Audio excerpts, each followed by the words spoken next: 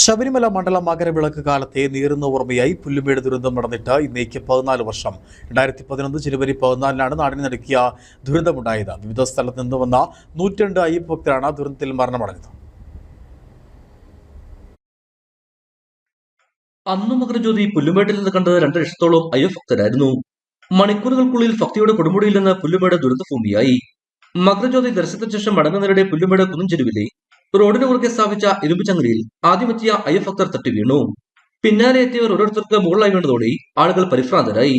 വെളിച്ചക്കുറവ് മൂലം എന്താണ് സംഭവിക്കുന്നറിയാതെ പലരും അപകടത്തിലേക്ക് നടന്നെടുക്കുകയായിരുന്നു.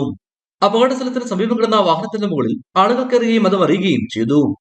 ദുരന്തത്തിനു മുമ്പ് ലക്ഷക്കണക്കിന് ആളുകൾ എത്തിയിരുന്ന പുല്ലുമേട്ടിൽ പിന്നീട് അയ്യപ്പക്തരുടെ എണ്ണം 10,000-ൽ താഴെയായി.